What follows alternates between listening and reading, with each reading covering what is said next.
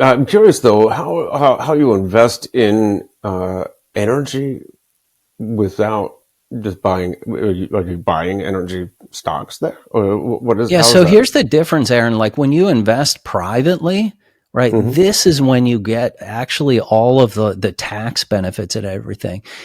Anyone can go. Just think about the barrier to entry, right? Anyone can go and go buy Exxon or ConocoPhillips on the exchange. Or if you want to get into real estate, you can buy a REIT, right? But it's like, my kids can buy that asset class. So what is that? That's like going to the mall and paying full retail price to buy some clothing Hmm. thing, right? When you invest in private opportunities, number one, they're very exclusive because they're only offered to accredited investors, right? So you're getting access to an exclusive opportunity. And you also don't have all the bureaucracy and infrastructure on top of some of these things. And I'll give you a real example, right? So that credit fund that we're working with, the sponsor there, for instance, there is a major financial institution, one of the top five major players that is invested working with that same sponsor, but we're able to give significantly higher return structure to our investors. And that's all because they have much higher overhead, frankly, and the way they kind of run their businesses. So we've now provided access for the investors, right, to be able to get access to these opportunities. The returns are bigger. And then the third really big thing is that that's how you get the tax breaks, right? If you invest in the energy, you have to be a general partner to receive the active losses. Gotcha. Yeah, you were talking about the phases and your strategy, and we jumped right to phase four with the repositioning. Well, maybe we should back up and explain the whole strategy from phase one. Yeah, that'd be great. I'll go over it really quickly and then we can kind of circle back. So again, the underpinning is think about creating your vision. You need to have a real vivid vision for what you want your life to look like in the next 25 years, right? You've got to have crystal clear clarity on what that is. Step one is all focused on you. It's all about mindset. And that includes all of us have limiting beliefs. I was brought up in an environment that frankly money was scarce, right? So there was a big scarcity around, money. It took me many years and a lot of work to figure out how to shift that into an abundance mindset, right? So changing your mindset to doing that, also having a growth mindset where you can learn about new opportunities. And instead of saying, well, I support green initiatives too, but maybe you might want to understand how oil and gas actually works, right? And all the depth to it before saying something. Or Hmm. some people might say, well, I'm not going to invest in a syndication because my financial planner says that's risky. Okay, well, you need to have the right mindset to challenge him and say the reason he's saying it's risky is because he doesn't make money if you go invest in a private deal.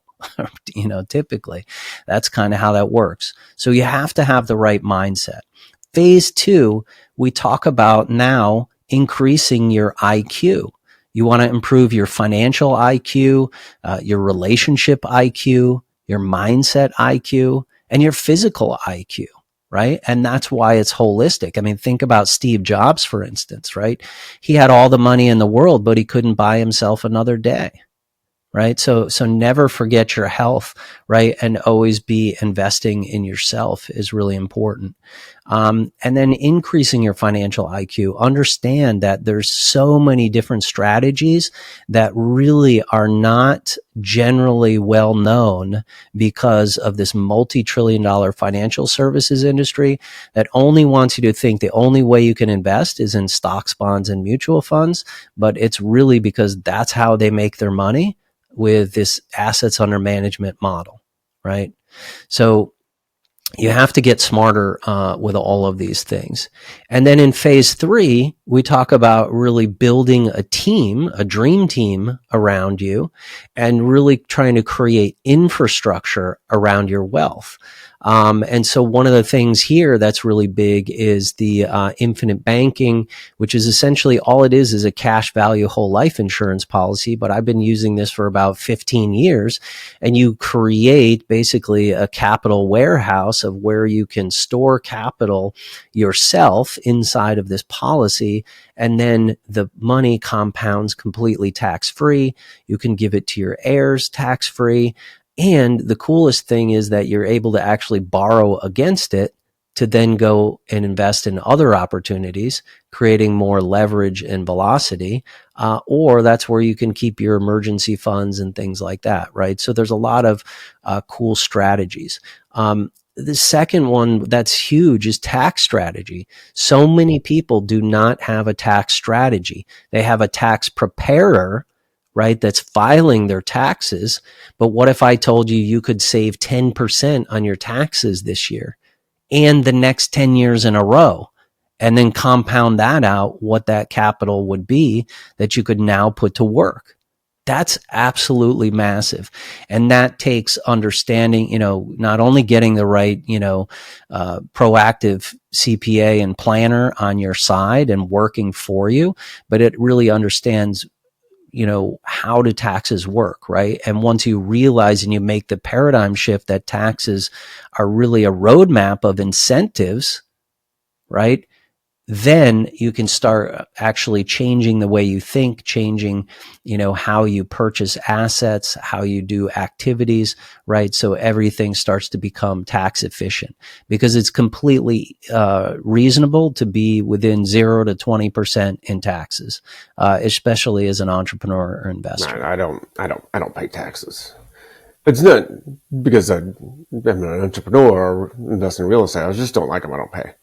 There you go. Yeah. See, because you're educated and you understand, right? That's what I meant. There's a lot of people that, they're making very good income, but they live in the state of California or something. They don't understand how taxes actually work, and 50% of their income is being eaten up by that. So just imagine that, it takes you to work all the way through June just to pay taxes, right, out of the year. And that's a pretty sobering thought. So tax strategy is a key one. That's phase 3. Phase 4 is moving into that asset repositioning that we talked about. So really trying to understand, okay, what do I have to work with today? Right? This all sounds great. I created my vision. Maybe I don't have extra capital to go invest in that next, oil and gas deal. So what can I do? Well, you can start looking at optimizing your portfolio. And again, with all the education and knowledge you now have, you're going to realize that, why do I have 70% of my portfolio all in 401ks and IRAs that are all in the stock market, right? Maybe I could transition some of that to a self-directed IRA. And frankly, I even went as far as this, Aaron, which was, 10, 15 years ago. I had saw the light, and I've been investing in real estate and alternatives and doing really well. And I did the math. So I actually exited my 401k. And I paid the penalty and I paid the taxes on it. And I figured, hey, if I break even in 5 years, I'm going to be way better off, like 10, 15 years down the road.